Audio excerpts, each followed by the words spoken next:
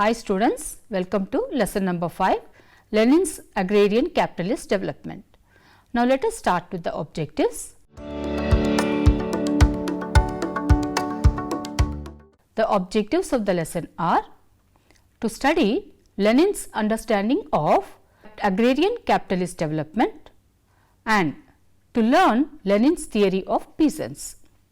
The Lenin's theory of peasant theory. Lenin was a Russian sociologist. Lenin believes that among the farmers, the dividing process was strong. The farmers were facing the dividing process and these divided farmers were taking place in the anti-class.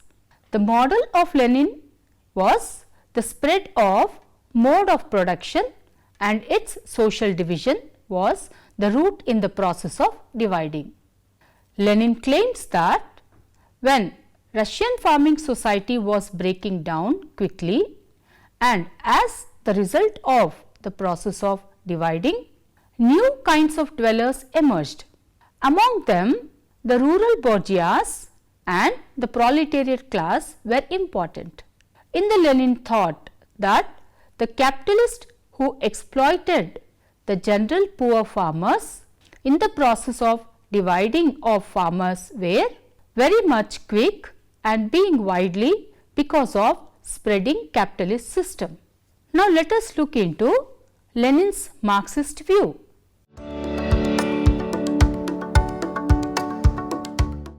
From the Marxist view, Lenin said that there was great inequality of wealth distribution among the farmers.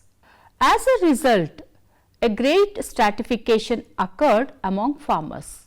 Also predicted that in the competition market, economic advantage and disadvantage will be increasing gradually. And on stage, the farmer will be emerged for the reasons like 1. Competition, 2. Struggle for the economically self-sufficiency, 3. Increase the control of land by purchasing or renting, 4. Few people hold most of the production, 5. Turning majority people into the proletariat class, 6.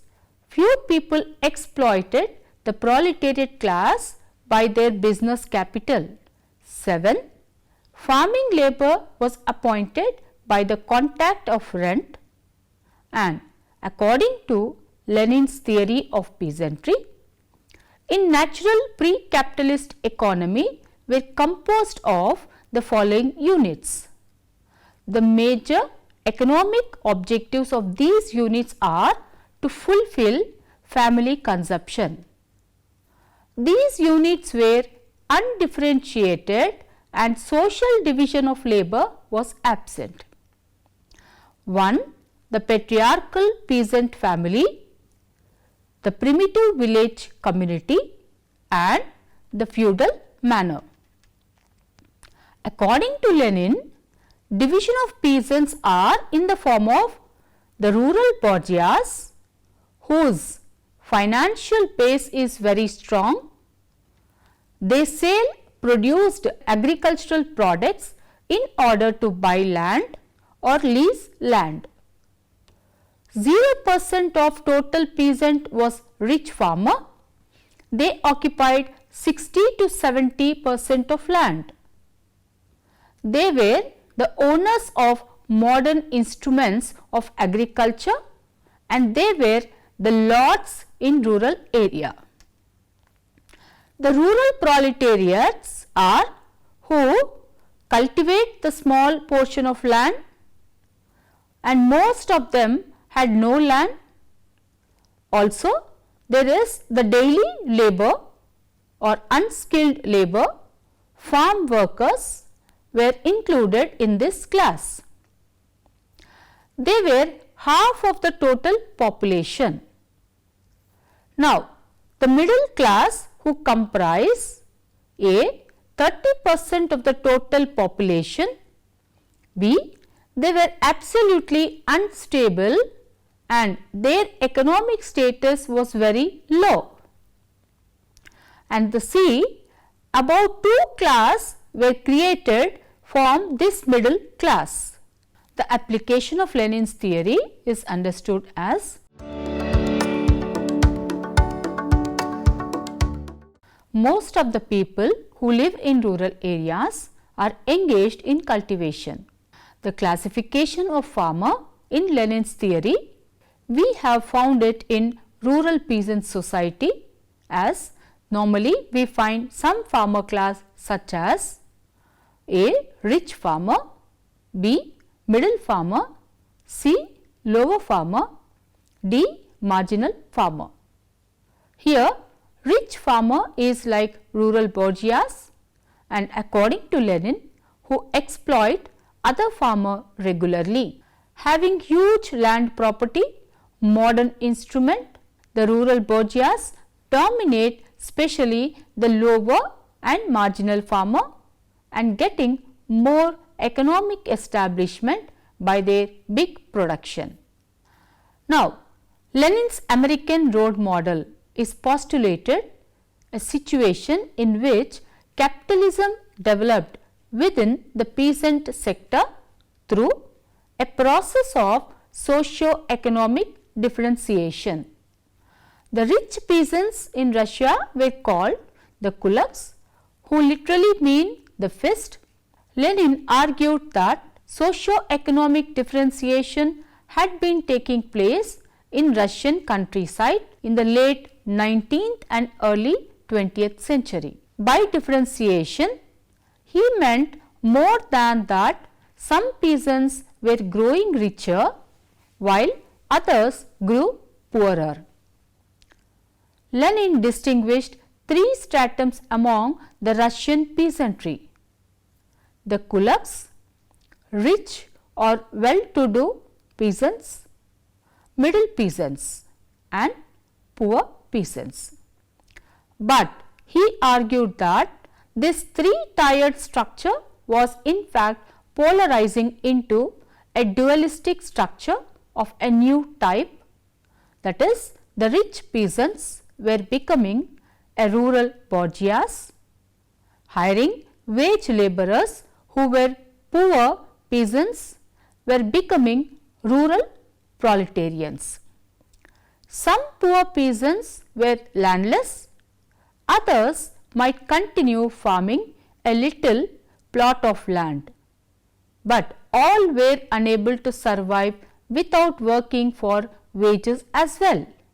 The middle peasants were being squeezed out of existence and reduced to the ranks of the poor peasants as the rural economy became more commercialized.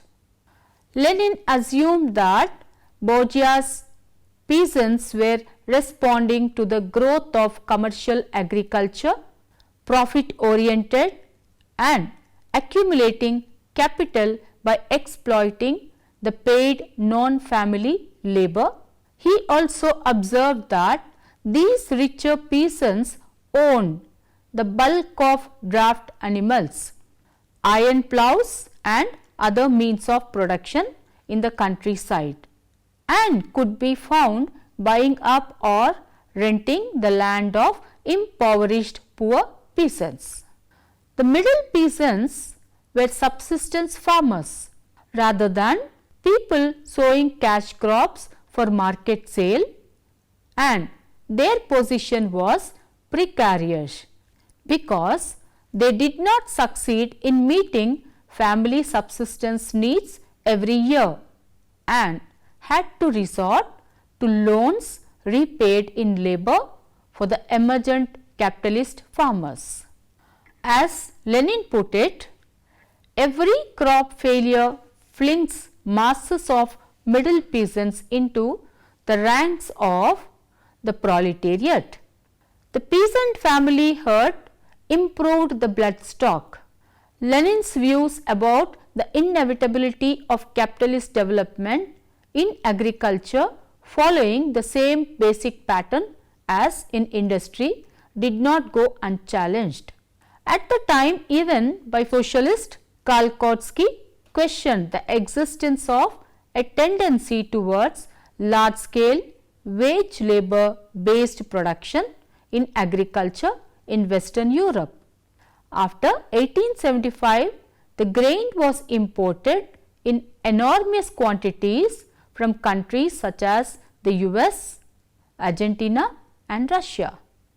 This could produce it more cheaply than a European capitalist farmer, even allowing for transport cost. They also noted that in colonial or semi-colonial regimes, pressures of taxes might force peasants to unload their grain at any price. The European farmers reacted by switching to intensive cattle and dairy farming and growing fodder crops, which was quite compatible with small scale production units. Rents and profits fell so big capital moved out of growing into agro industry, leaving the middle peasants with a clear field in actual production of the raw material. Animal or vegetable better off peasants followed the example of the bourgeois and invested in the processing side, but through cooperatives. Lenin argued that peasants should be helped to prosper and modernize as individual family farmers through the establishment of cooperatives, and should not be seen as the class enemies of the proletariat. For the period of the democratic revolution, it has set the socialist proletariat the task of winning the peasant masses over to its side and paralyzing the bourgeois instability of smashing and crushing the autocracy. A decisive victory of the democratic revolution is possible only in the form of a revolutionary democratic dictatorship of the proletariat and the peasantry. But the sooner this victory is achieved and the fuller it is, the faster and the more profoundly will fresh contradictions and a fresh class struggle develop within the fully democratized bourgeois system. The more completely we achieve the democratic revolution, the closer shall we approach the task of the socialist revolution, the more acute and incisive will be the proletariat's struggle against the very foundations of bourgeois society. The mass of the peasants do not and cannot realize that the fullest freedom and the justest distribution even of all the land, far from destroying capitalism, will on the contrary create the conditions for a particularly extensive and powerful development of capitalism. Whereas social democracy singles out and supports only the revolutionary democratic substance of these peasant aspirations, the petty bourgeois socialism elevates to a theory this political backwardness of the peasants, confusing or jumbling together the prerequisites and the task of a genuine democratic revolution with those of an imaginary socialist revolution. The Agrarian was divided into two parts programs. The part 1 sets forth reforms for the realization of which social conditions have already matured. Part 2 formulates the consummation and integration of agrarian reforms set forth in part 1. Part 1 in its turn is subdivided into 3 sections. A. The labor protection, demands for the benefit of the agricultural proletariat. B. Agrarian reforms in the narrow sense, to say the peasants' demands. And C. protection of the rural population, that is the self-government, etc. This program takes a step towards Marxism in attempting to single out something in the nature of a minimum from the maximum program, then in providing a wholly independent formulation of demands of a purely proletarian nature. Further, the preamble to the program recognizes that it is wholly inadmissible for socialists to flatter the proprietary instincts of the peasant masses. This is nothing but an echo of Bourdieu's political economy.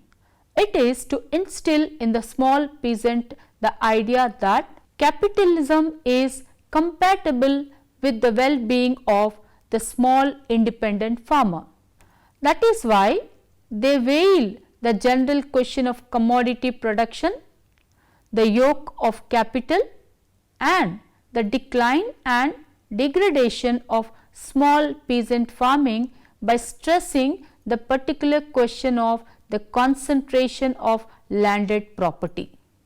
They shut their eyes to the fact that the large scale production in specialized branches of agriculture producing for the market is also developing on small and medium sized holdings, and that ownership of this kind is deteriorating because of greater leasing of land as well as under the burden of mortgages and the pressure of usury.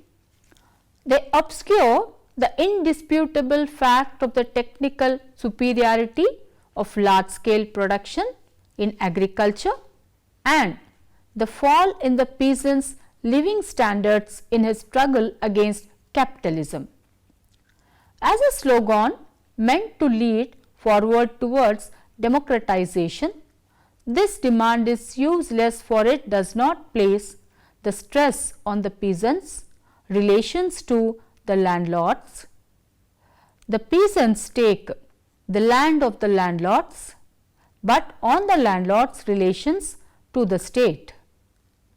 This presentation of the question is totally wrong at a time like the present, when the peasants are fighting in a revolutionary way for the land against both the landlords and the landlord's state.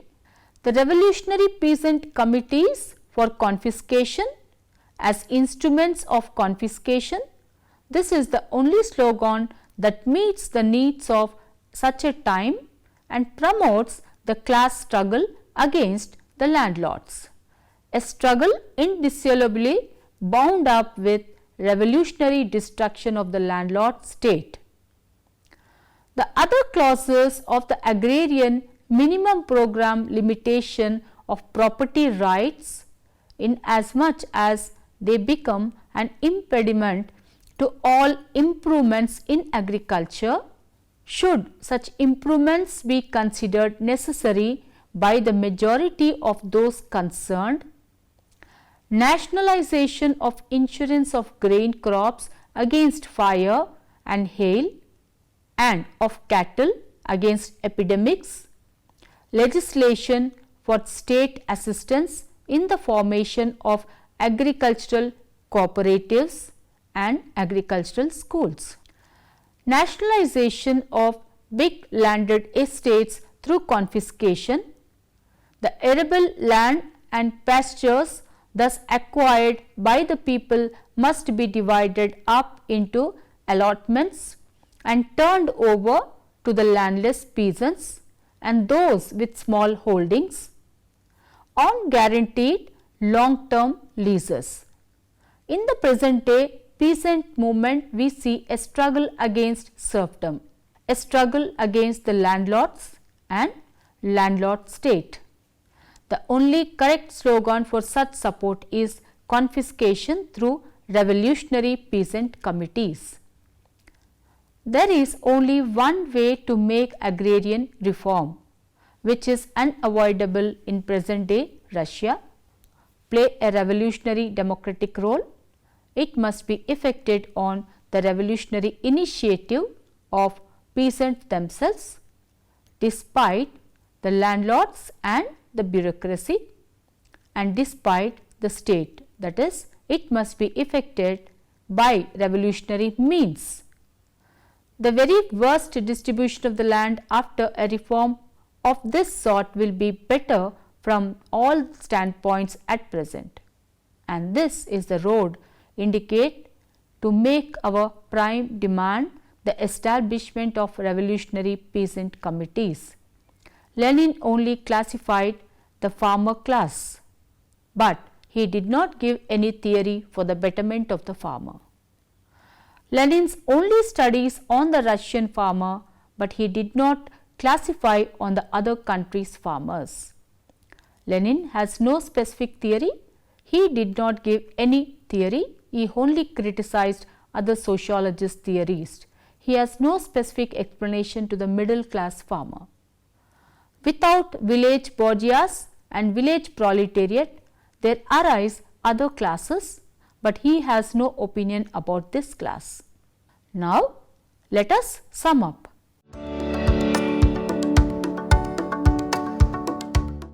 To sum up Lenin, the farmers were facing the dividing process, and these divided farmers were taking place in the anti-class.